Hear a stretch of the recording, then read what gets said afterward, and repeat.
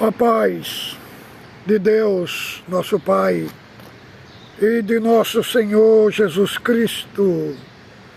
Este é um canal de opinião, reflexões e análises bíblico. Você que não é inscrito no nosso canal, por gentileza, se inscreva no nosso canal clicando aí abaixo. Você se inscreve gratuitamente.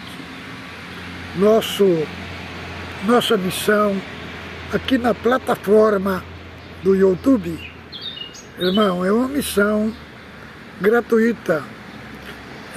Não cobramos nada. Fazemos isso por amor e por graça de Deus. É um trabalho que alegra meu coração. Está repartindo estes sublimes assuntos sublimes, assuntos de excelência da Sagrada Escritura, trazendo aqui um conteúdo alinhado às Escrituras Sagradas, trazendo um conhecimento da nossa salvação, daquilo que Deus fez conosco em Cristo Jesus. E a nossa alegria sempre é trazer um conteúdo novo para o canal. Como nós ouvimos domingo, no culto no Brás, irmão Salvador Bueno leu 10 de João e não deu conta de explicar. Irmão, eu nunca vi um ancião tão ruim de Bíblia igual esse Salvador Bueno. Como é que a pessoa prega a palavra para a Irmandade e não dá conta de explicar? João, capítulo 10, ele foi falar ali que o aprisco ali, em João, é a igreja, irmão. Sendo que ali no tempo de Cristo a igreja não existia. Irmãos, o curral ali, o Senhor fala ali que ele é a porta do curral. Ele é a porta para chegar a Deus. É em Deus que nós nos escondemos. Mas depois ele partiu para a profecia. Que negócio deles é profecia. Ensino, irmão, é ruim. Ele é muito ruim para ensinar a igreja, irmão. E irmão fica elogiando que Salvador Bueno é excelente, tem uma sabedoria. Eu não sei onde é que está essa sabedoria, irmão. Mas o nosso assunto de hoje, irmão, vai ser o exemplo supremo da humildade de Cristo. Cristo tem muito para nos ensinar nesse texto que vamos ler hoje. Filipenses capítulo 2, do verso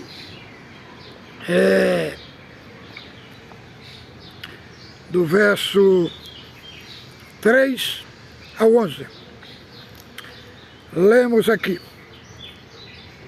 nada façais por partidarismo ou vanglória, mas por humildade, considerando cada um os outros superior a si mesmo.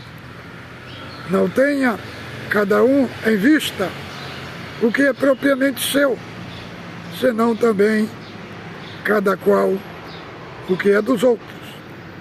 Tendo vós mesmo sentimento que houve também em Cristo Jesus, pois ele, subsistindo em forma de Deus, não julgou como usurpação ser igual a Deus. Antes a si mesmo se esvaziou, assumindo a forma de servo, tornando-se semelhante aos homens, e reconhecido em figura humana.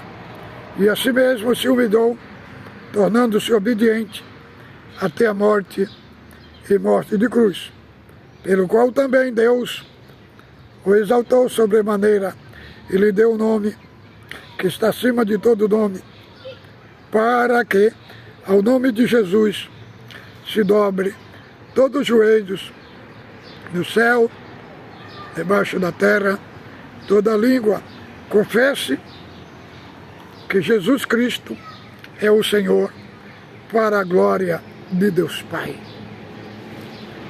Irmãos, Deus trouxe para mim hoje aqui, né, este magnífico assunto: suprema excelência da humildade de Cristo.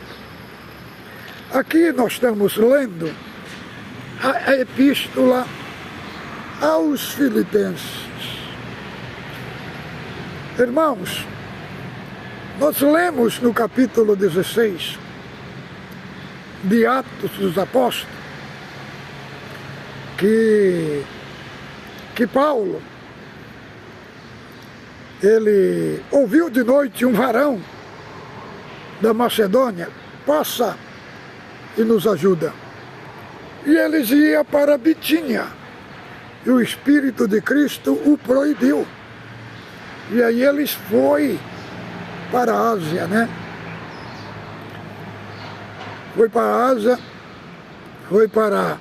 Eles iam para a Ásia e veio aqui para as partes da Europa, perto da Itália. E aí eles iam indo para a oração, né? E veio ao encontro dele uma jovem que tinha um espírito de adivinhação. E falou: este nos anuncia o caminho do Deus Altíssimo. E falou tudo verdade. Ele é servo do Deus Altíssimo. Pregava o caminho de Deus. Tudo verdade. Mas Paulo se sentiu incomodado, porque aquele espírito não se alinhava com o Espírito Santo que estava nele. E aquilo aconteceu por vários dias. Um dia ele, perturbando, falou: Espírito, em nome de Jesus Cristo, te mando que saia dela. E aí, irmão, aquele espírito, ele dava grande lucro ao seu senhor. Aí o lucro acabou. Porque quando Deus entra em cena, o lucro do diabo acaba. E a obra de Deus é quem ganha. E aí aquele espírito saiu e entrou nos magistrados da cidade. E ele foi preso ali. Ele e Sila apanharam-os com varas. Então essa carta foi escrita aqui para Filipos, os filipenses. Aqui que Deus levantou uma obra que converteu Lídia, vendedora de púrpura de Tiatira, converteu o carcereiro, que era funcionário de Roma, né? E essa moça foi liberta daquele espírito. E aqui o apóstolo Paulo está enviando essa carta para Filipos. É denominada a carta da alegria, a carta da gratidão. E como nós vemos no capítulo 4, ele fala das bênçãos que ele recebeu da mão do mensageiro de Epafrodito, que é um fiel ministro de Cristo, né? E aqui Paulo fala dos benefícios que ele recebeu da mão de Epafrodito, né? Foram lá suprir a necessidade do apóstolo. E aqui ele fala, no capítulo 4, do verso 10, a gratidão de Paulo para com os filipenses. Ele diz: alegrei-me sobremaneira, porque agora, uma vez mais, renovaste o meu favor, o vosso cuidado, qual também já tinha antes, mas vos não tinha oportunidade. E digo isto por causa da pobreza, porque aprendi a viver contente em toda qualquer situação. Tanto cheio está obinado. E 14 ele fala: todavia fizeste bem associar-vos na minha tribulação. Sabei também, vós filipenses, que no início do Evangelho, quando parti da Macedônia, nenhuma igreja anunciou comigo no tocante a dar e receber, senão unicamente outros. E aqui, Paulo vai falar na epístola que as suas necessidades foi suprida, foi levado ali com uma dádiva de Deus para ele na prisão. Então esta carta, ela é a carta da alegria, é a carta da gratidão. Mas surgiu ali dois problemas na igreja, um interno e outro externo. O interno foi o problema de Evódia e Sintique. Quando ele fala do capítulo 4, verso 2, rogo a Evódia e Sintique, pense concordemente do Senhor, a ti, fiel companheiro do jugo, também peço que auxilie, pois juntas se esforçaram comigo no Evangelho também, com Clemente, com demais cooperadores, cujos nomes estão escritos no livro da vida. Então, essas duas irmãs, Evódia e Sintique, elas levantaram o partido na igreja. Estava dividindo a igreja. Não estavam mais na unidade do Espírito. Não estavam mais na unidade da comunhão. Estava dividido. Então, irmãos, a única maneira de Paulo resolver esse assunto foi colocar o exemplo supremo da humildade de Cristo. Como ele diz, é aqui no verso 3, nada façais por partidarismo ou vanglória,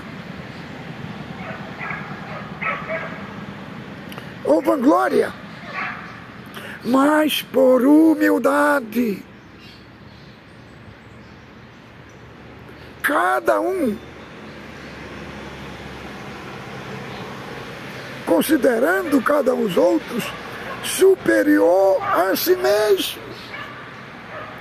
Não façais por contenda, não façais por partidarismo, não façais por vanglória, mas façais considerando os outros superiores a si mesmo. Então aqui ele vai embutir a humildade, sujeitando-se uns aos outros na humildade, não na vanglória, não na contenda,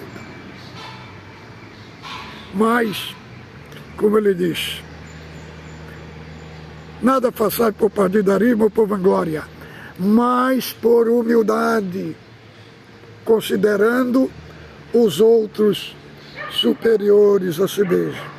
Que nós vamos entrar no assunto da humildade. É uma humildade defendida dentro da congregação, é uma humildade oposta. O que está aqui na congregação, a humildade é o seguinte: o ancião está fazendo as coisas erradas, está pregando as coisas erradas, e a pessoa tem que se sujeitar, tem que estar ali debaixo, concordando com tudo que ele está fazendo. Mas a humildade nas Escrituras é totalmente diferente. A humildade, ela está alinhada à verdade. Disse Timóteo, disse Paulo a Timóteo, que ensinando ele a ter um testemunho de boa confissão, então Paulo falou a Timóteo que ele tenha o testemunho de Jesus Cristo, qual Jesus Cristo deu testemunho diante de Pôncio Pilato, de boa confissão. E qual foi o testemunho que Cristo deu? De boa confissão, diante de Pôncio Pilato. Que ele perguntou: tu és reis? Para isto vim ao mundo, para dar testemunho da verdade. Quem é da verdade, me ouve. Então, foi o testemunho de Cristo. Cristo é um exemplo de humildade, mas derrubou a mesa dos cambistas, derrubou o dinheiro dele no chão, fez umas oragas de cordel, expulsou os cambistas do templo. Isso, Cristo, humildade. Isto é o mestre por excelência de humildade que fez isso. Então, humildade, irmão, não significa nós ser conivente com erro, ser conivente com as coisas erradas. Humildade, ela está noutra esfera. Ela está noutra esfera de não ser soberbo, não ser arrogante, né? Mas termos uma limitação. Sermos inclinados a ouvir, sermos inclinados a aprender. Então, o conceito bíblico da humildade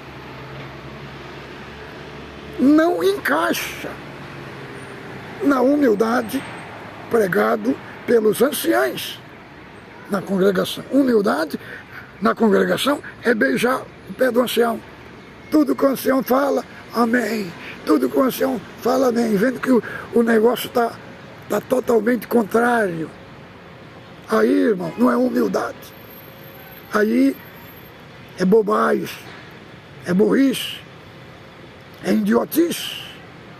Porque a humildade, ela tem uma conexão com a sinceridade. Todo humilde, ele é sincero. Não é dizer porque a pessoa fala a verdade que ele não é humilde, irmão. Que não é humilde. Humildade sem verdade é hipocrisia, é bajulação. Aqui a humildade, ela está noutro aspecto. Veja bem, aqui a humildade, aqui o próximo vem antes do eu. O próximo aqui está antes. Como ele diz: tendo vós mesmo o mesmo sentimento que houve também em Cristo Jesus.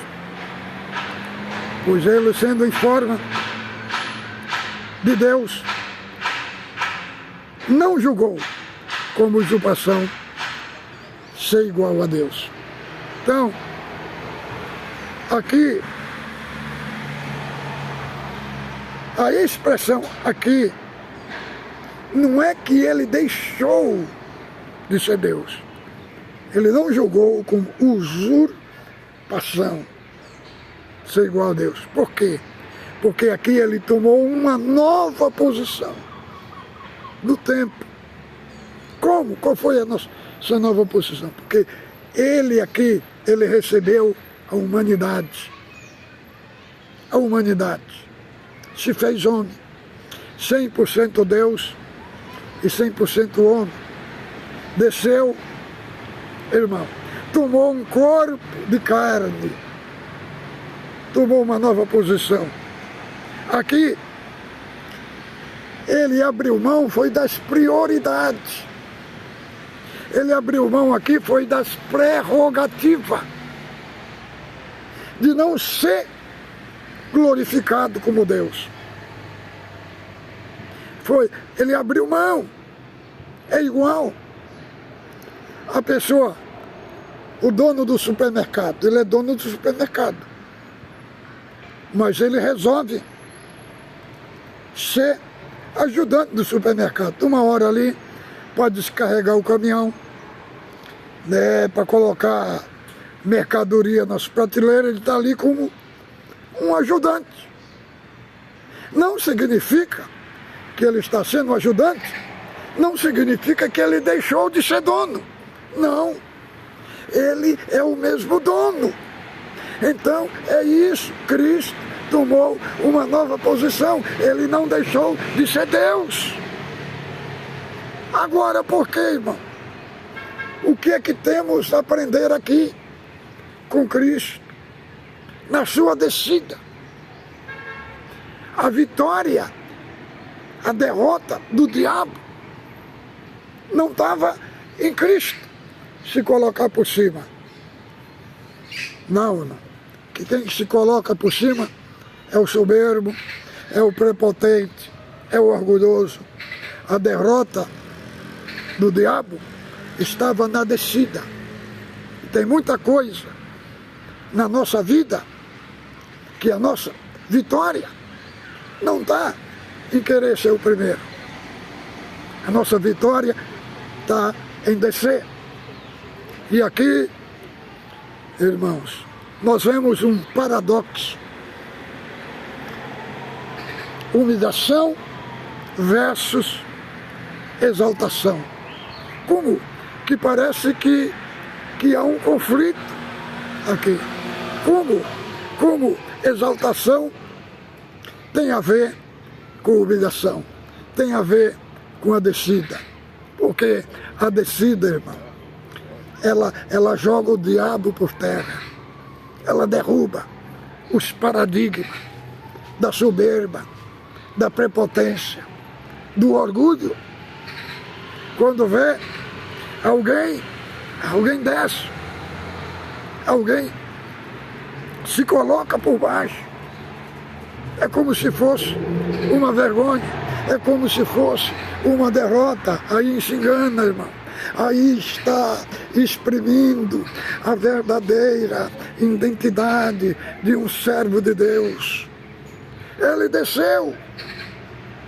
E aqui mostra, irmão, essa descida e depois a subida é como um V. Aqui este assunto do verso 5 até o 11 era um cântico da igreja primitiva, era um hino de adoração.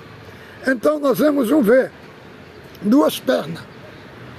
De um lado ele desce, vejamos bem a descida, como é que ele desce. Pois ele, subsistindo em forma de Deus, não se julgou usurpação ser igual a Deus. Aí começa a descida.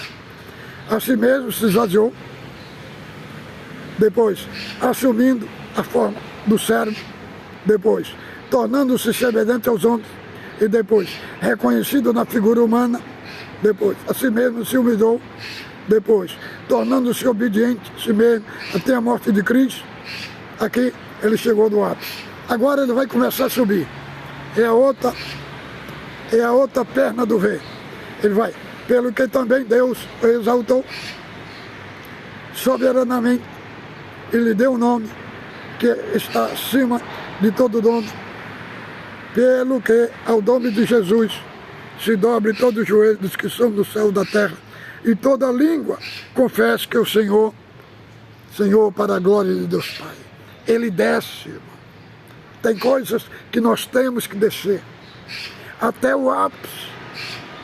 Ele foi até o ápice, desceu até o ápice. Para quê? Para esmagar a grande serpente, para cumprir a profecia lá de Gênesis, que um da semente da mulher esmagaria a cabeça da serpente. Ele esmagou aonde? Foi na cruz, irmão. Foi na cruz que ele venceu. Foi na cruz que o dragão foi derrotado. Foi na cruz que o maior inimigo foi vencido. Então, ele aqui deu um exemplo. Sendo Deus, se fez servo. Sendo Deus, se fez homem. Se desceu, se esvaziou a si mesmo, mostrando para nós a cruz, irmão. A cruz, ela esmaga o nosso eu, ela esmaga o orgulho, a soberba, a arrogância, e ele desceu na forma de um servo. Então é isso que nós temos que ser. Nós temos que ser um servo, que ter a forma de um servo. Assim, Paulo estava ensinando para Evódia e Sintique destruir e despedaçar aquele eu, aquela competição que só servia para dividir a igreja, para colocar em desarmonia o corpo.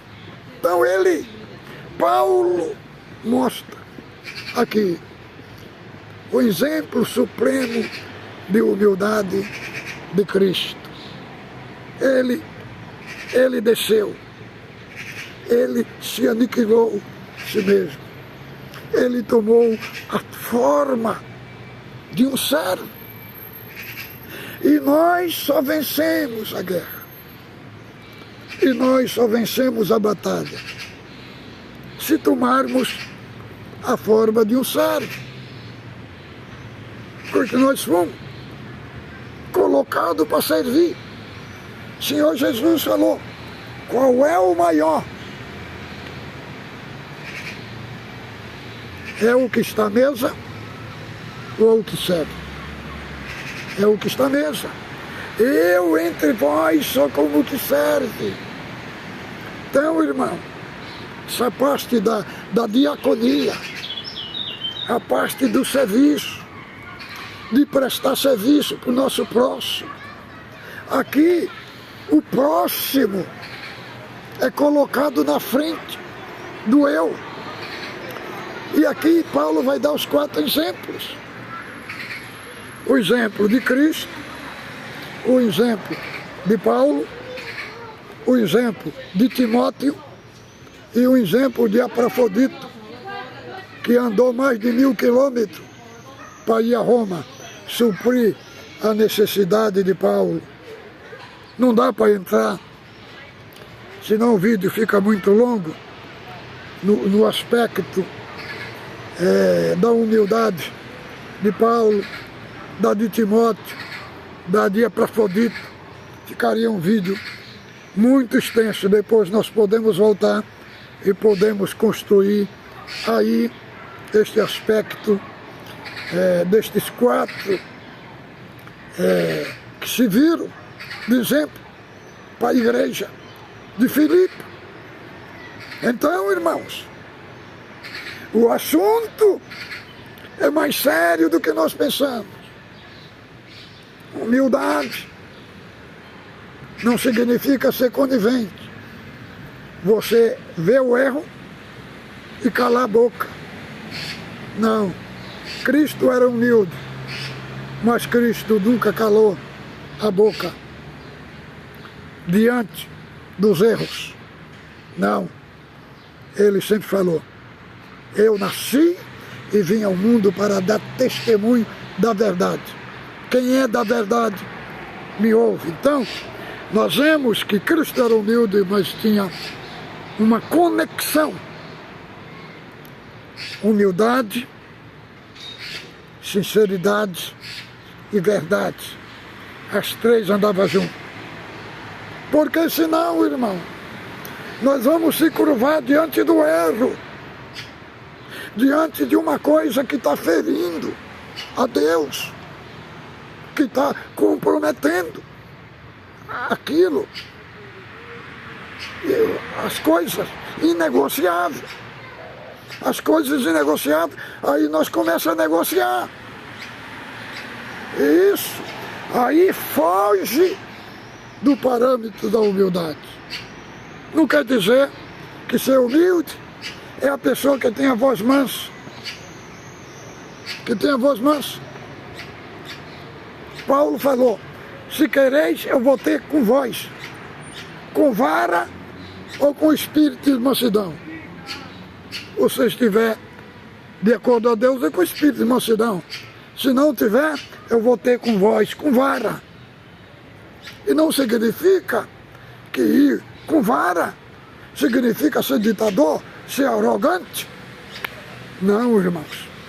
As coisas de Deus são coisas santas, são coisa pura. Não é de qualquer jeito. Humildade não é ser bobo, não é ser idiota, não é ser tapado. Diz a palavra que diante da honra vai a humildade. A humildade é uma virtude de Deus. Irmãos, tem hora que nós nos inclinamos diante das autoridades e até diante de um ancião. Mas temos que saber a hora que vamos nos inclinar. Se também ele está inclinado diante de Deus, ou se está trazendo uma coisa errada. Aí não, irmão. Aí não. Porque aí nós nos humilhamos perante o ancião e ferimos os princípios de Deus. Então, aqui o apóstolo ele faz um paradoxo. O que é um paradoxo? É quando tem duas verdades aqui, ó, e só uma é verdadeira. Só uma é verdadeira. Parece que as duas parece que não concilia, que não se ajusta. Mas muitas vezes não se ajusta na nossa cabeça. Mas as duas estão inteiramente ligadas na mente de Deus. Então aqui, humilhação e exaltação. Ele desceu. Ele foi ao ápice.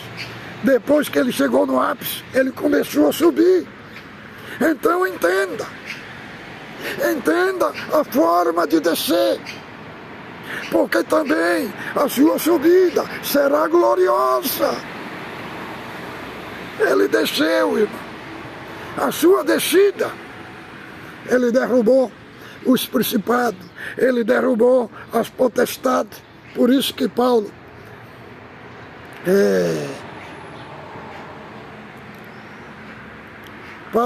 Colossenses 2:15, ele faz menção dessa grande vitória, que Cristo despojou os principados e potestades. Ele usa uma linguagem militar romana.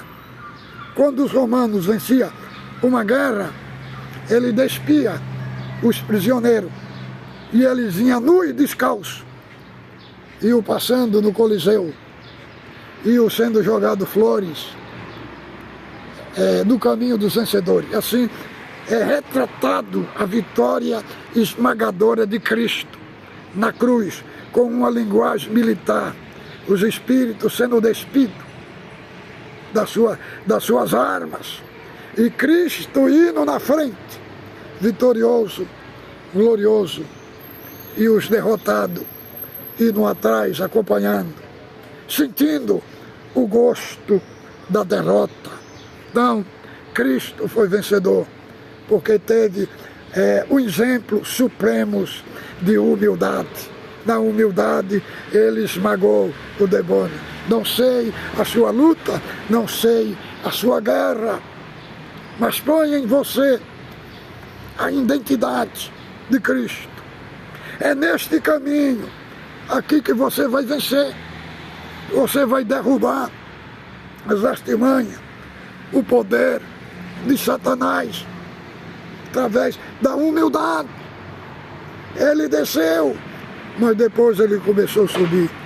Foi exaltado soberanamente, e o seu nome foi dado, um nome que é sobre todo nome, não só no céu, na terra, debaixo da terra, e todos se dobrem perante ele. Ele é o Rei glorioso, é o Rei exaltado. Não que ele não fosse rei antes, sim, ele sempre foi Rei dos Reis, mas no sentido redentivo, no sentido da redenção. Ele conquistou a grande vitória. Ele impôs a mais acachapante derrota no inferno, no Satanás, através da sua morte, através da cruz. Cristo caminhou para a cruz como um rei caminha para a sua coroação. Ele foi coroado, ele venceu o inferno e a morte, e você vai vencer esta guerra que está no seu caminho, esta guerra que está na sua vida. Você vai vencer ela, porque você tem diante de você o Rei vencedor. Fique com Deus, ósculo santo no vosso coração.